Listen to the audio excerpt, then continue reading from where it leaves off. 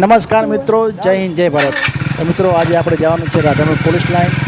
તમને મુલાકાત કરાવો કે પોલીસ લાઇન કેવી હોય છે. તો ચાલો.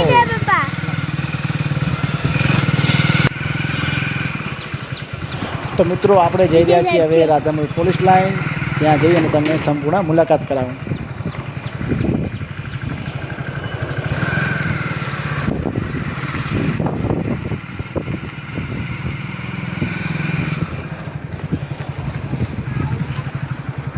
અને મિત્રો આ છે રાધનપુરનું ખૂબ સરસ મજાનું પોલીસ સ્ટેશન.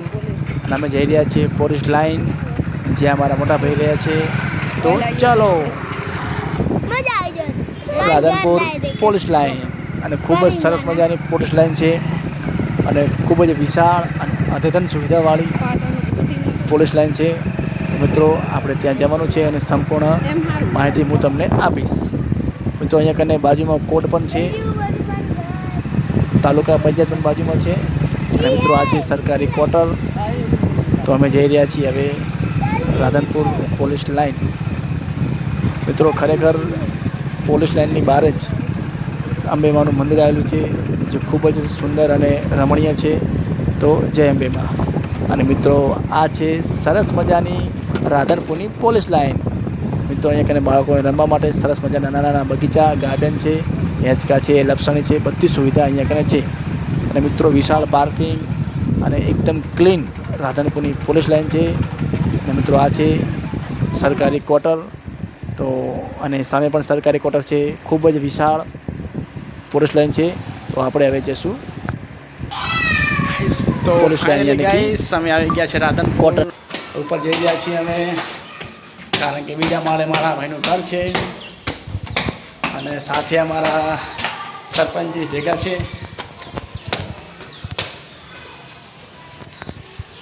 કેટલું મોટું છે રાધનપુર પોલીસ લાઇન, બહુ મોટી છે લાઈન. અને ચડવાનું પણ ઘણું બધું છે. પણ ફાઇનલી ગાઈસ ખૂબ સરસ ક્વાર્ટર છે ગુજરાત પોલીસ. અને મિત્રો આ છે મારા ભાઈનું ઘર, પોલીસ ક્વાર્ટર. 68 નંબરનું મકાન છે. એ ખૂબ જ સરસ અને વીઆઈપી અને અદ્યતન સુવિધા સાથે આવેલું છે. હું તમને આખા ક્વાર્ટરની ટૂર કરાવું. આ છે રસોડું, ખૂબ જ વિશાળ રસોડું છે. લાઇટિંગ, તમામ પ્રકારની સુવિધા. મિત્રો જોઈ શકો છો કે કેટલું મોટું વિશાળ રસોડું છે. અને મિત્રો આ છે રૂમ.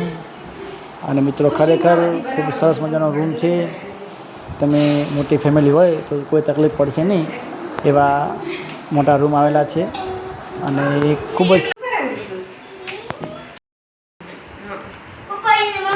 અને મિત્રો આ છે બાજુવાળો રૂમ, તે પણ બહુ મોટો રૂમ છે. અને અહીંયા પણ તમામ પ્રકારની સુવિધા છે. તો ખરેખર અદ્ભુત ક્વાર્ટર છે. મકાન બહુ સુંદર અને તમામ પ્રકારની સુવિધા અને ખાસ કે ફૂલ ફર્નિચર સાથે અહીંયા પણ તમને જોવા મળશે. આવા તમામ પ્રકારના જે સરકારે નવા ક્વાર્ટર બનાવ્યા છે તે છે. સાથે મિત્રો અદ્યતન ટોયલેટ, બાથરૂમ છે, ફુવારા પદ્ધતિવાળું. તો તમે જોઈ શકો છો, ખૂબ જ સરસ. સાથે બાજુમાં તમારે વોશ બેસિંગ પણ છે હાથ ધોવા માટે. અને મિત્રો આ છે મોટો હોલ, જ્યાં કમસે કમ 15થી 20 લોકો આરામથી બેસી શકે અને જમી શકે. અને બાજુમાં ખૂબ સરસ મજાની બાલ્કની આવી છે. તમે જોઈ શકો છો આ બાજુમાં તમે ત્યાંથી તમામ પ્રકારની અવર જવર જોઈ શકો છો. આ છે બાલ્કની. બીજું કે મિત્રો તમે કપડાં સૂકવવા હોય તો પણ ત્યાં તમે સૂકવી શકો છો.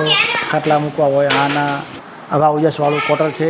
અને બહુ જ સરસ ક્વાર્ટર છે રાધનપુર પોલીસ લાઇનનું. અને ખાસ કે મિત્રો અહીંયા કને ફૂલ ફર્નિચર, તમારે કોઈપણ પ્રકારની તકલીફ નહીં પડે.